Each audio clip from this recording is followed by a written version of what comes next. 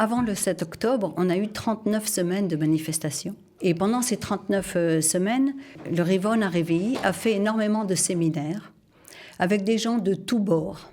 La plupart des gens se sont aperçus qu'il y avait plus d'idées en commun que d'idées qui les séparent. Et donc, il faut construire sur les idées en commun. Et tout de suite, nous allons donner la parole à Dani Chemla. Dani Chemla qui est bénévole dans un mouvement citoyen passionnant appelé Arivon Arevi, ou en français le 4e trimestre. Dani Chemla, bienvenue et merci d'être avec nous. Bonjour. Alors, vous avez, on va dire, participé à ce mouvement suite à toutes on va dire, les étapes compliquées qu'on a vécues ces derniers temps, avec les 39 semaines de manifestations, avec des élections qui se sont répétées 4 fois avant qu'on ait pu avoir un gouvernement, un pays un peu, on va dire, disloqué, pas d'accord, bref, on était au bord, selon certains observateurs, de la guerre civile, mais ce mouvement a été créé en 2019, pas au moment des manifestations. Pourquoi vous avez décidé de l'intégrer ? Pour moi, ce mouvement représente tout ce que j'ai cherché quand je suis venue en Israël en 1977. J'avais 17 ans et je cherchais à construire quelque chose. Je cherchais à être pionnière dans ce pays qui m'a accueillie, qui m'a tout donné, que j'adore. Et je l'ai senti déchiré, je l'ai senti sans avenir, alors que notre place est là et qu'on n'a pas d'autre endroit. Et que je crois à la population, parce que je fais beaucoup de volontariat, je vois les gens, et je dis c'est pas possible qu'on aille vers une guerre civile ou la fin de l'État d'Israël, c'est pas possible. Et donc ce mouvement m'a réconfortée et m'a redonné l'espoir dans un avenir nouveau qui serait pas de suivre un parti politique, mais de fonder dans la société civile les besoins du nouvel Israël qui ont changé à cause de la démographie, à cause de la technologie, des besoins de 1948, et redonner à ce pays, le recréer peut-être, être pionnier du nouvel Israël. Nouvel Israël, ça veut dire quoi ? Ça veut dire reprendre tous les fondements de la base. Les fondements de la création du pays ? Les fondements de la création du pays, les valeurs, et les remettre à jour. C'est ça qu'on a perdu, c'est pour ça que... Un petit mot sur le 4e trimestre, peut-être. Le nom du mouvement, Arivon Arevi, oui. Alors, Arivon Arevi, le docteur Yoav Heller, qui est fondateur du mouvement, il est historien. Il y a des livres qui ont été écrits. Il a été passionné par le fait que plus de 30 pays, après la 70e année de la création de leur indépendance, ont sombré dans la guerre civile ou dans la dictature. On y a échappé, on a 75 ans. Alors, on n'y a pas échappé parce qu'on est en plein dedans. C'est entre 75 et 100 ans que ça se passe. D'accord. Et on l'a déjà vécu sous Shlomo Ameler et Shlom Tzion HaMalka. On a déjà vécu ça. La nation hébreu sur la terre d'Israël n'a pas tenu plus que 70 ans. Ou à peine. Et donc, c'est grave, la situation est grave, on est en danger. Alors, on est en danger, d'autant plus que la guerre, entre-temps, a éclaté. Le 7 octobre a changé complètement notre façon, pour certains en tout cas, d'envisager l'avenir ici. Est-ce que ça a eu un impact sur le mouvement ? Tout à fait. Mais avant de parler de l'impact de la guerre, je voudrais dire que avant ce gros choc, on a eu un petit choc qui était le corona. Ok. Merci mon Dieu. On a reçu le corona qui aurait dû peut-être nous préparer à faire face à des situations beaucoup plus graves. Malheureusement, je pense que la société et les institutions n'ont pas tiré les leçons du corona. Je remercie quand même Dieu d'avoir eu le corona parce qu'on a été un peu plus prêts à affronter cette guerre. À affronter Ça cette nous a guerre. préparés à cette guerre. Ça nous a préparés, pas à la guerre, mais à avoir des activités pour les enfants en Zoom, par exemple, même si on aurait pu avoir des plateformes meilleures. Ça nous a préparés à avoir des services de santé. Ça nous a préparés à avoir des gens qui sont volontaires pour leur communauté, aller voir les personnes âgées s'ils arrivent à fermer la porte blindée, etc., etc. On était prêts à s'organiser. Ouais, les groupes ont été réactivés du Corona et hop, on était opérationnels. Apporter à manger à quelqu'un qui ne peut pas sortir faire ses courses, etc., etc. Donc ça a été quand même une préparation avant ce choc qui a été terrible. Un choc terrible ou un trou noir pendant 6 heures où il n'y avait pas vraiment d'armée sur le terrain, on a senti qu'il y avait l'armée, mais disons que c'était pas organisé. Les dirigeants non plus, c'était pas tout ce qu'il y a eu, c'était pas suffisant par rapport à Israël que l'on connaît. Bien sûr.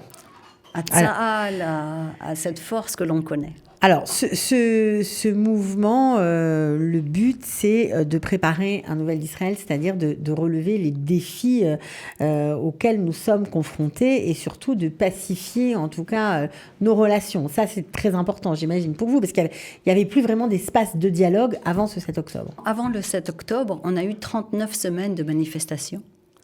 On a eu 39 semaines où un gouvernement ne pouvait pas gouverner, ou gouverner de façon controversée complètement.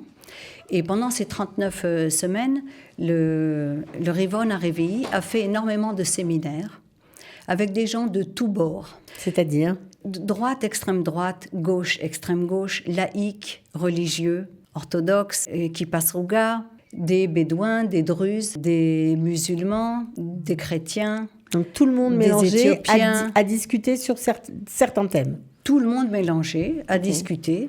D'abord, a appris à écouter l'autre. Ça, c'était important. Et ça, c'est très important. Écouter. Et ensuite, la plupart des gens se sont aperçus qu'il y avait plus d'idées en commun que d'idées qui les séparent. Et donc, il faut construire sur les idées en commun. Et les idées et les valeurs communes, c'est énorme. Dans tous les domaines de la vie et la population. Toutes les branches de la population. Et c'est extraordinaire de voir ça. Le but, c'est quoi ? Ok, on discute, on se met d'accord, on s'écoute, mais concrètement, si on veut changer la société, il faut du concret. Tout à fait. C'est ce que dit le Rav Cherki, d'ailleurs, quand il dit il faut faire venir le Mashiach. Qu'est-ce que c'est de faire venir le Mashiach ? Il ne va pas venir comme ça. Il faut proposer quelque chose. Voilà, on est unis et voilà ce qu'on propose. Et le mouvement propose de travailler sur 5 thèmes très importants pour la population et écrire 5 manifestes. Une fois que ces manifestes auront été acceptés par tous les gens qui sont actifs dans le mouvement, on pourra aller vers les dirigeants politiques et leur proposer quelque chose. De tous bords. De tous bords. Okay. Au lieu de recevoir les programmes politiques de chacun des partis, on va pouvoir aller et dire, voilà, nous sommes un peuple, nous sommes une nation, avec, comme on a dit, des laïcs, des orthodoxes, des gens de gauche, des gens de droite, mais nous avons des idées et des valeurs communes. Voilà ce qu'on a écrit. Est-ce que vous prenez ? Sur quel thème vous êtes, on va dire, focalisé ? Et les 5 points que nous travaillons sont l'éducation, l'économie, la sécurité personnelle, les institutions et la solidarité civile, sociale. Donc sur ces 5 thèmes, vous allez donner, on va dire, des règles, des... Non, on ne va pas donner, on va écouter ce que les gens ont à dire. Les gens qui viennent dans ce salon, on construit Israël 2.0, viennent et s'expriment en petits groupes et ils disent, voilà, ils choisissent un thème. Et ils disent, voilà, bon, en éducation, je pense que là, le dernier salon, c'était à Petah Tikva la semaine dernière, et ils ont été d'accord pour dire que il faut que tous les enfants reçoivent une éducation, pas religieuse, mais juive, hébreu. D'où vient-on ? Qui sont nos ancêtres ? À quoi on croit ? Alors que ce n'est pas vraiment enseigné dans les écoles laïques. mais tout le monde a été d'accord, autant les orthodoxes qui étaient présents que les gens d'extrême gauche, par exemple. Et donc, une fois que les formulaires sont remplis à la fin de la soirée, sur chacun des 5 points, toutes les idées qui ont été soulevées, toutes les propositions vont au centre du mouvement où elles sont examinées. Et on va mettre en marche un système pour les examiner toutes et puis ensuite écrire des manifestes sur chacun des 5 points. Et les transmettre aux dirigeants. Les transmettre d'abord aux gens qui sont actifs dans le mouvement, voir s'ils sont d'accord. Parce que si vous avez travaillé sur l'éducation, vous n'avez pas travaillé sur l'économie. Donc, Vous allez voir qu'est-ce qui est écrit sur l'économie, si vous êtes d'accord. Et avec le consensus maximum, on va écrire. Et avec les réflexions de chacun, les remarques, on va réécrire pour ensuite aller proposer. Tout à fait. Alors, ça, c'est vraiment intéressant parce que c'est vrai qu'on existe depuis 75 ans, mais apparemment, on suit le même schéma de développement que des dizaines d'autres pays. Tout à fait. Alors, quand on crée un pays, au début, on a tous des valeurs communes. Bien sûr. Alors, qu'est-ce qui se passe après? Pourquoi ça commence à ne pas fonctionner comme il faut? Alors, cette étude est extraordinaire et on peut voir la même chose exactement dans les sociétés familiales, par exemple. OK. La première génération va fonder quelque chose avec des valeurs et quelque chose qui répond à un besoin, quelque chose en lequel elle croit. Donc, c'est ce qui s'est passé pour nous en 48. Tout à fait. La deuxième va travailler très dur pour continuer à mettre en place, parce que ça ne se fait pas comme ça, comme rien. Donc ça, c'est la génération de la guerre de Kippour. Elle va affronter les problèmes. OK.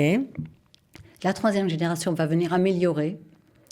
Elle va dire, il y a quelque chose qui marche, on va faire mieux, on va faire plus. Et ça, c'est Startup Nation. C'est les années 2000. Voilà. Et puis la quatrième va venir, elle va peut-être oublier les points de départ, les valeurs de départ, va peut-être vouloir prendre d'un certain côté et l'autre d'un autre côté. Il va y avoir des distensions. C'est comme dans une affaire familiale, la quatrième génération. Tout à fait. Parfois, tout se disloque et l'empire s'effondre. Et l'empire s'effondre, alors qu'au départ, il y a une entente. Il faut retrouver l'entente. C'est un très beau projet. Alors, votre spécificité, c'est que vous êtes francophone. Voilà, vous avez dû, vous aussi, vous casser les dents avec l'hébreu et pas pouvoir vous exprimer comme vous aviez envie, parce qu'il faut maîtriser la langue pour arriver à s'exprimer dans ce genre de domaine. Donc, vous avez pensé aux nouveaux immigrants.